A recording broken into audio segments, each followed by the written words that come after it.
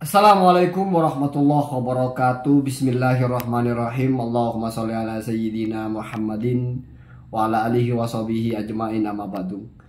Jalanallahu wa iyyakum min ahlil khairi was sa'ada fi dini wa dunya wal akhirah. Wa sahalallahu umurana wa umurakum wa umur ummati Muhammadin sallallahu alaihi wasallam fi sa'iril alam khassatan fi Falastin wa ghairiha. Amin Allahumma amin. Saya baca komentar-komentar ketika pendengar saya ini mulai tahu bahwa sepertinya saya tidak membahas masalah nasab lagi. Maka yang muncul dari komentar-komentar itu sebagiannya adalah meminta saya untuk menanggapi tentang perdebatan antara Guru Gembul dengan Ustadz Nuruddin. Ya, guru itu kan juga Ustadz ya, Ustadz Gembul dan Ustadz Nuruddin.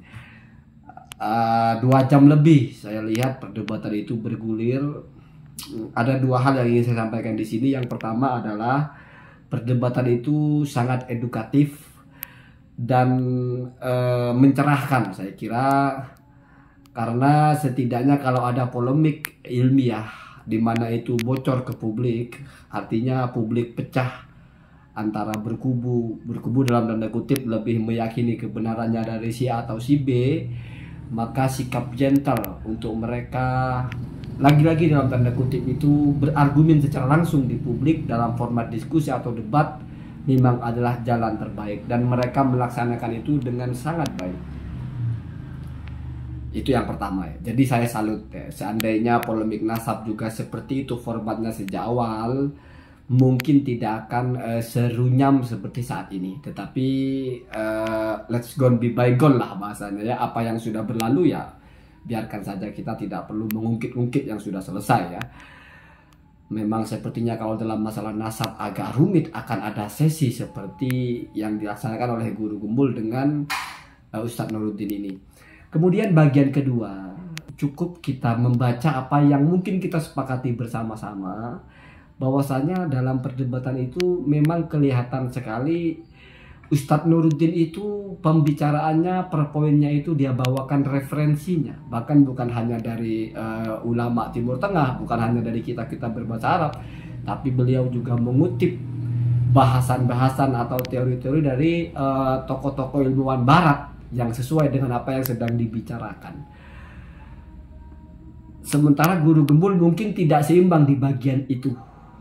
Selalu saya bilang, sebetulnya kita berdebat apapun, selama spiritnya atau prinsipnya adalah sama, kita bicara ilmu, kita bicara sesuatu yang sudah menjadi ilmu, bukan kita sedang meramu ilmu, maka akan ketemu titiknya. Walaupun berbeda-beda, tapi setidaknya ketemu. Kenapa bisa berbeda? Oh, karena Anda ikut pendapat yang ini, saya ikut pendapat yang itu.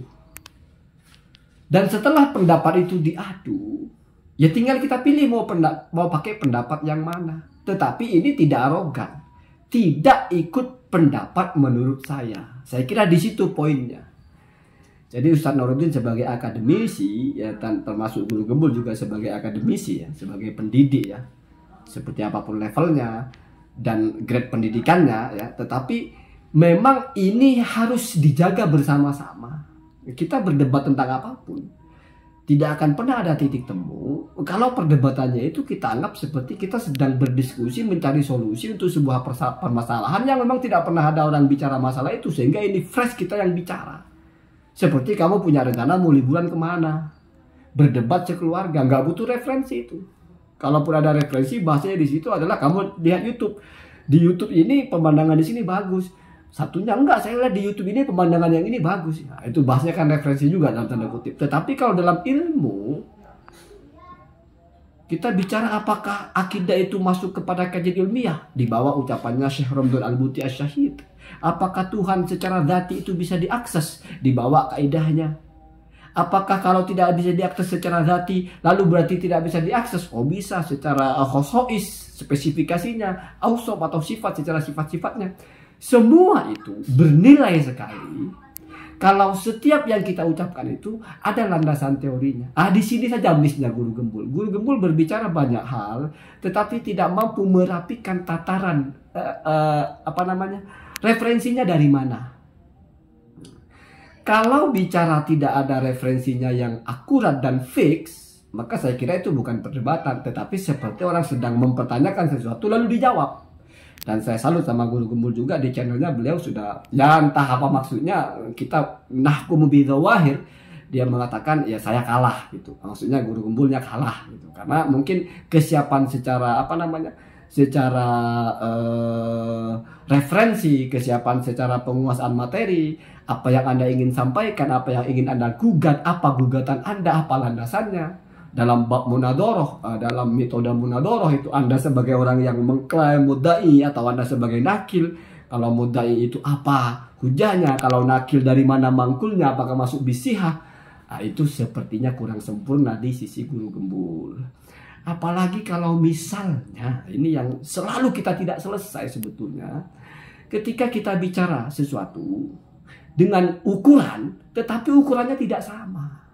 Apakah Allah itu ilmiah atau tidak? Pastikan dulu ilmiah itu apa? Apakah harus hissi? Hissi itu bisa diindra.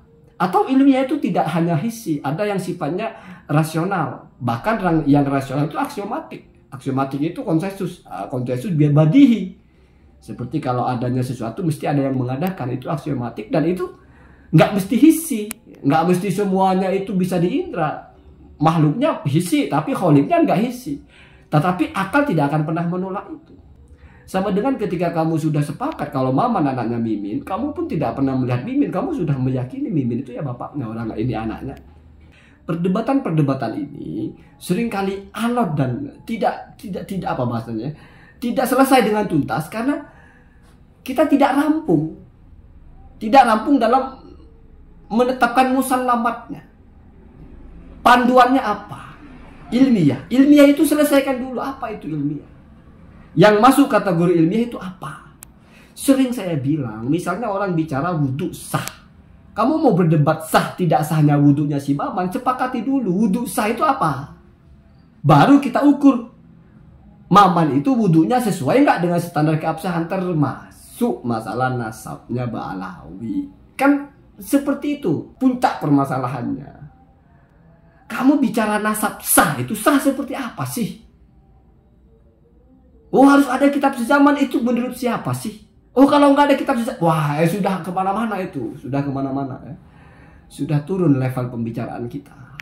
Seolah-olah kita mau bicara ilmu, tetapi ternyata kita sedang membangun ilmu itu sendiri. Wah repot kalau begitu ya. Repot. Nah di perdebatan yang sangat rasional saja, kita berdebat tentang apapun, mau filsafat lah, mau tentang sains lah, semuanya itu butuh landasan. Kalau semuanya itu kita yang bangun teorinya, nggak selesai Pak. Seperti kejar-kejaran tapi tidak jelas kamu itu dikejar di area mana. Pokoknya lari sebisa mungkin. Wah, kalau begitu seperti kita ngejar ayam Pak, nggak usah kita kejar, kita gubrak-gubrak, lama-lama ayamnya itu capek, dia berhenti sendiri. Tapi kalau balapan itu kan jelas. Kalau lomba itu balapan jelas dia finish di mana, start di mana. Bayangkan ada balapan, lintasannya tidak sama. Menurut saya lintasannya ini, menurut kamu lintasannya itu. Berbalap mereka. Sampai kapan Pak? Terus menentukan yang menang siapa? Saya lebih dulu sampai kok ke finish. Itu kan finish menurut kamu, finish menurut saya ini. Finishnya tidak sama. Gimana mau ada balap itu bisa dipastikan siapa yang menang, siapa yang kalah gitu. Berdebat tentang sesuatu dengan ukuran yang keduanya tidak sama. Apakah ini sah, apakah tidak sah? Merumuskan sah tidak sahnya tidak sama. Ya menurut saya sah karena sudah begini. Oh menurut saya nggak sah. Hatta di dalam misalnya fikih saja, wudhu misalnya, saya ulangi lagi rasionalisasinya. Kalau kamu berdebat sah tidak sah wudhu, sudah berbeda madhab, nggak selesai. Syafi'iyah sah wudhu, usap rambut sedikit sah. Maliki nggak harus semua. Oh akhirnya ngotot. Oh itu tidak sah itu, oh itu sah itu. Bagaimana jalan tengahnya? Ini sah kalau kamu ikut pendapat yang mengatakan bahwa yang namanya mengusap itu yang penting disebut mengusap, nggak mesti semua. Tidak sah kalau ikut pendapat yang mengatakan kalau mengusap harus semua. Selesai Pak, aman. Begitu juga dalam nasab, misalnya pun ada begitu. Oh ini tidak sah karena tidak ada kitab sezaman. Oh ini sah walaupun tidak ada kitab sezaman. Hanya apa bedanya fikih dengan nasab itu? Kalau dalam fikih, Kenapa itu perbedaannya menjadi kuat? Karena muktabar, Pak. Setiap pendapat itu ada tokoh-tokohnya, ada basis argumentasinya, bukan ilmu baru. Nasab yang mungkin harus kita launching kayak Badudin tokohnya, atau Syekh Mobil tokohnya, atau Syekh Marsukri tokohnya. Jadi menurut mereka tidak sah dengan teori mereka. Sementara menurut ulama-ulama yang sudah membahas itu, yang tidak ada persyaratan, tidak ada keharusan. Terus kamu mau coba di tengah menghakimi, tapi kalau nggak ada kitabnya gimana? Tapi kan, ya akhirnya menjadi pembahasan tapi kan itulah yang saya anggap apa sih yang mau dibahas lagi ya? Toh sejak awal dan sampai sekarang masih begitu ada. Kecuali misalnya menemukan ibarah entah dengan pendekatan apa, pembahasan apa, tetapi bisa dipertanggungjawabkan. Dia temukan ibarah dalam kitab yang di launching oleh ulama yang memang muktabar, memang diikuti pendapatnya bahwa kalau tidak ada kitab sezaman, kalau kitab ini bertentangan dengan kitab sebelumnya, maka nafsatnya batal. Selama ini saya temukan itu dari Kiai Imaduddin. Dan mohon maaf bagi saya, sepertinya bukan perdebatan yang menarik kalau kita harus mengcompare kitab-kitabnya Kiai Haji Imaduddin dengan kitab-kitabnya ulama nasab. Allahumma hdina bis sabil. Assalamualaikum warahmatullahi wabarakatuh.